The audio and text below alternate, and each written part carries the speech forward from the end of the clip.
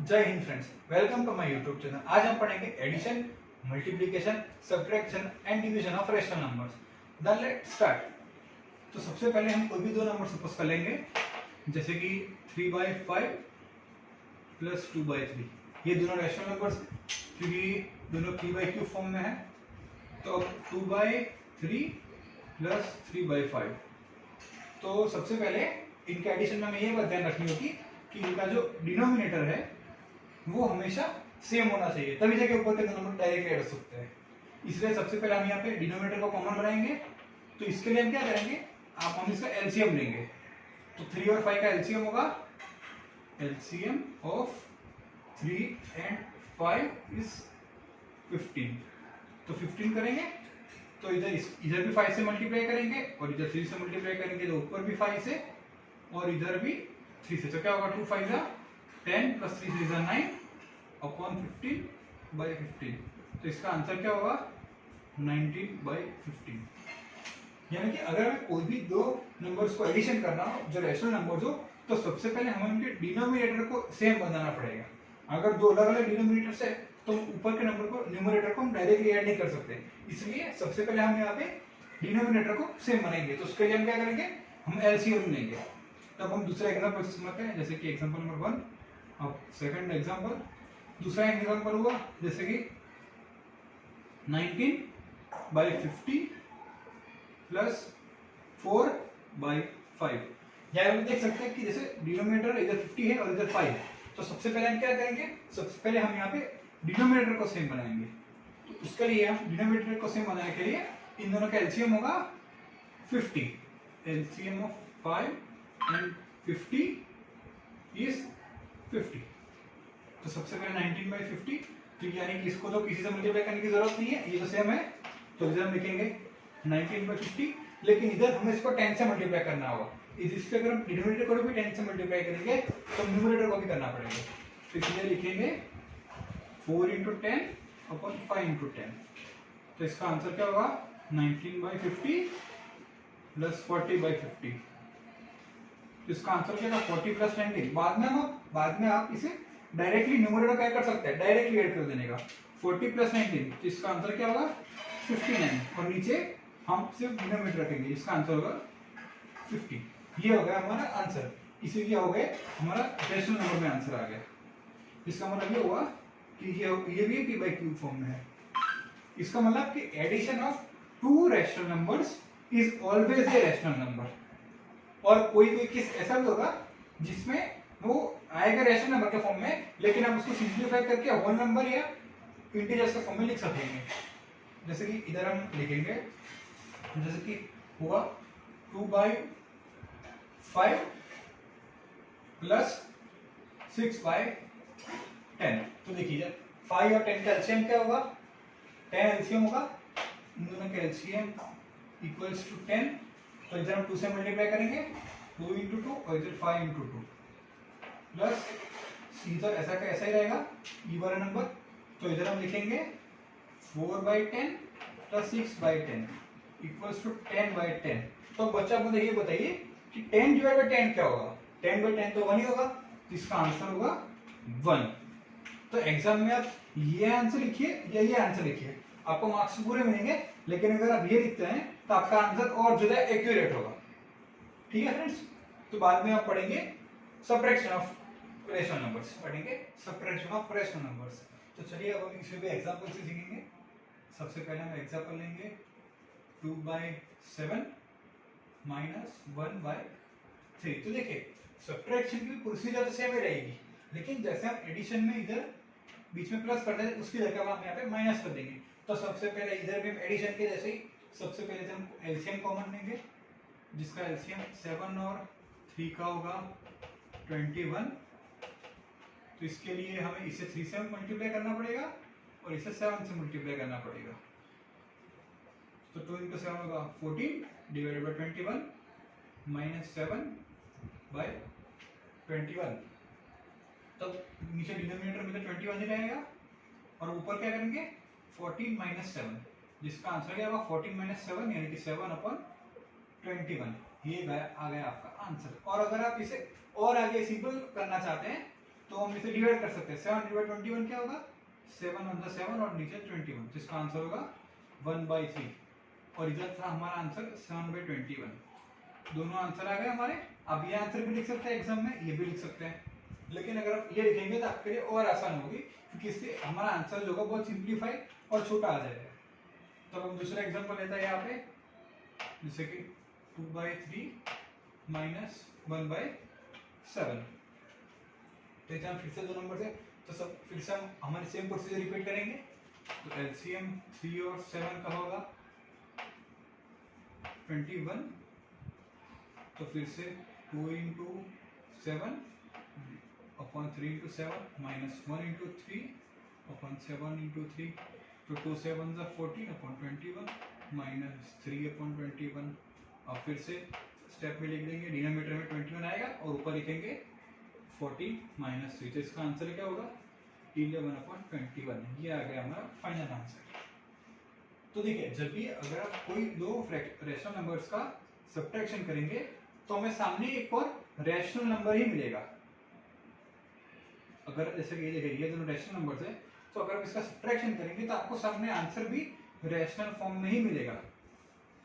हमेशा ये बात का ध्यान रखिएगा कि subtraction of two numbers is also a rational number, addition of two rational numbers is also a rational number. तो ये दो बातें आप ध्यान रखिएगा।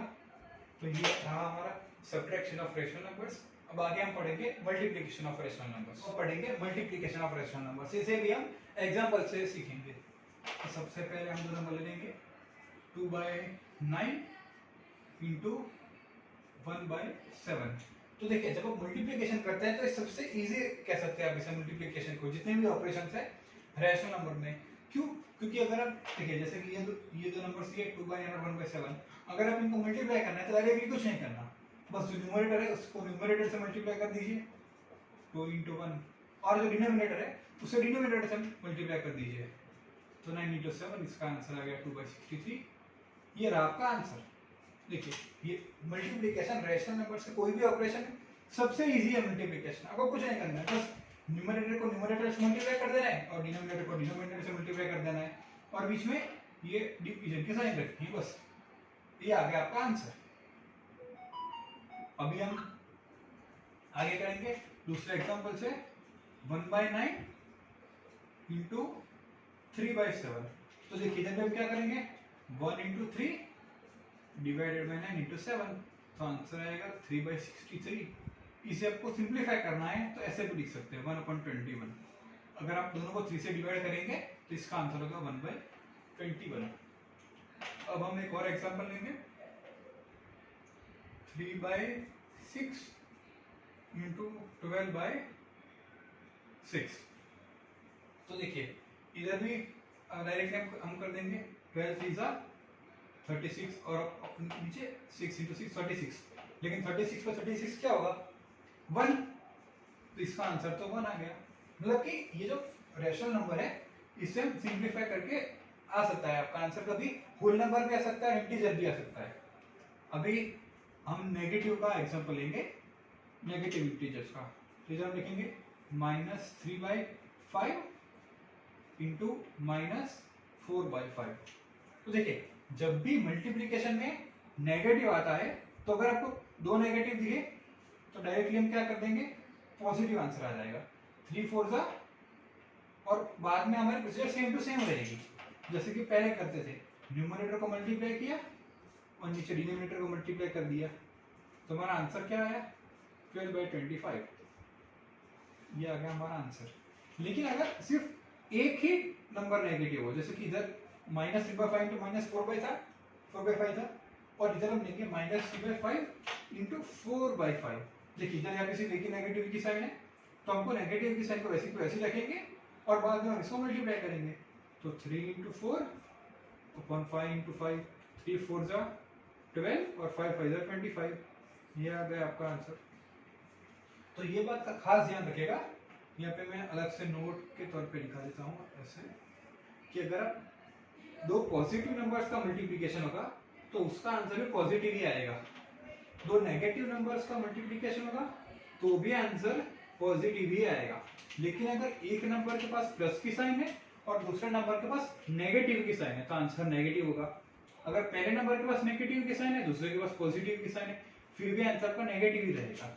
आप इसको खास ध्यान रखिएगा। अगर आपको इतना याद आ गया तो आपको मल्टीप्लिकेशन बहुत आसानी से कर पाएंगे। अभी मैं इसमें एक और ट्रिक बताता हूँ यही वाले सब में कि देखिए जैसे कि यहाँ पे 3, आपको पता है कि 3 और 6 दोनों किसी एक के टेबल में आते हैं। किसके टेबल में आते हैं? 3 के टेबल में। तो आप यहाँ पे जैसे कि 3/6 इंटू 12/6, तो देखिए 3 और 6 दोनों 3 के टेबल में आते हैं, तो इसे हम 3 से डिवाइड करेंगे। 3 1 जा 3 और नीचे आएगा 3 2 जा 6, आंसर क्या है 1/2। और इधर तो ये दोनों किसके टेबल में आएंगे? 6 के टेबल में। 6 1 जा 6, 6 2 जा 12, तो क्या होगा 1/2। तो और अगर देखिए अब हम करेंगे ऊपर में मल्टीप्लिकेशन, नीचे में multiplication, equals to 1 × 2 upon 2 × 1 equals to answer आ गया 2/2 इक्वल्स टू 1। तो देखिए ये मैंने जितने हो सकते थे उतने मैक्सिमम टाइप के एग्जांपल आपको करवाया मल्टीप्लिकेशन के लिए। अब आगे हम करेंगे division of two rational numbers. अब हम पढ़ेंगे डिवीजन ऑफ रैशनल नंबर्स। देखिए जैसे कि यहाँ पे दो रैशनल नंबर्स दिए हैं p/q, r/s। तो इनका जो डिवीजन होगा p/q डिवाइडेड बाय r/s। इसका डिवीजन डायरेक्टली नहीं कर सकते। इसके लिए आपको सबसे पहले जो आप लेफ्ट साइड का नंबर है उसे ऐसा कैसे रखेंगे, लेकिन ये जो दूसरा नंबर है उसके न्यूमरेटर को डिनोमिनेटर बना देना है और डिनोमिनेटर को न्यूमरेटर बना देना है। तो आपका आंसर क्या होगा s/r। और बीच में ये जो साइन है डिवीजन की उसको चेंज करके आपको मल्टीप्लिकेशन की साइन लगा देनी है। तो बाद में मल्टीप्लिकेशन तो इजी है, हमने आगे सीखा। तो बस हमें यही करना है, कोई भी दो नंबर दी हो जिसको डिवीजन करना हो रैशनल नंबर्स, तो सबसे पहले इसको ये फॉर्म में लिखिए। बाद में जो लेफ्ट साइड का नंबर है उसे ऐसा का ऐसा रहने दीजिए जिसको हमें डिवाइड करना है, और बाद में जिससे हमें डिवाइड करना है उसको न्यूमरेटर को डिनोमिनेटर का रिप्लेस कर दीजिए एक दूसरे से, और बीच में साइन मल्टीप्लिकेशन लगा दीजिए। देखिए मैं आपको एक एग्जांपल से सिखाता हूँ। 3/5 डिवाइडेड बाय 1/5। तो देखिए ये फॉर्म में आ गया। अब हम क्या करेंगे, इधर हमने क्या कहा कि जिसको हमें डिवाइड करना है वो तो वैसा का वैसा रखेंगे। तो हम लिखेंगे 3/5 और इधर हमें बीच में साइन चेंज करनी है। कर दी मल्टीप्लिकेशन के डिवीजन की जगह। और इधर हमें क्या किया, r/s था तो ऊपर नीचे कर दिया, तो इधर भी ऊपर नीचे कर देंगे। 5 ऊपर चला जाएगा, 1 नीचे आ जाएगा।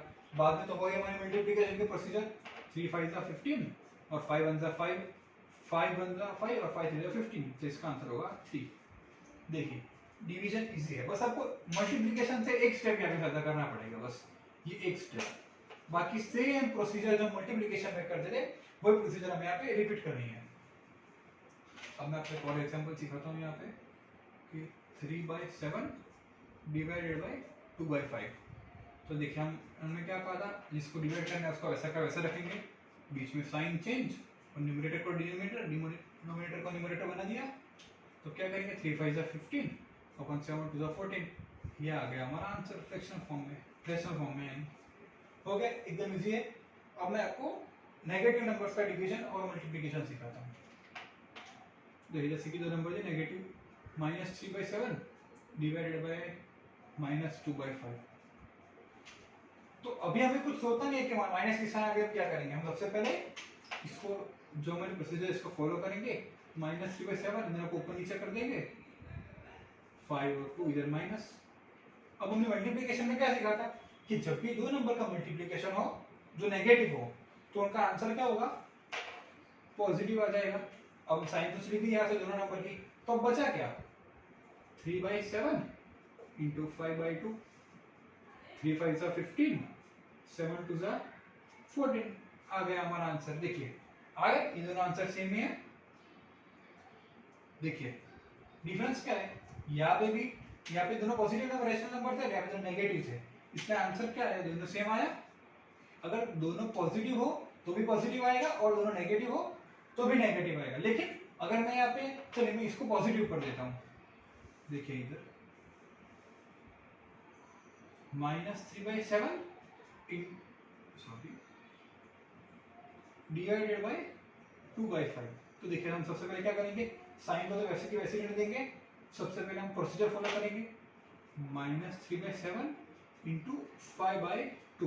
तो देखिए इधर जो नेगेटिव के साइन है उसको हम बाहर ही रखेंगे, क्यों बाय रखेंगे? क्योंकि मैंने आपको आगे यहाँ पे छोटा सा टेबल बना के सिखाया था कि अगर दो पॉजिटिव नंबर का मल्टीप्लिकेशन पॉजिटिव, दो नेगेटिव नंबर का मल्टीप्लिकेशन नेगेटिव, ये पॉजिटिव एक नेगेटिव, सॉरी इधर पॉजिटिव आएगा, और ये एक नेगेटिव एक पॉजिटिव तो भी नेगेटिव। तो देखिए सेम टू सेम डिवीजन में भी वही का वही टेबल फॉलो होगा।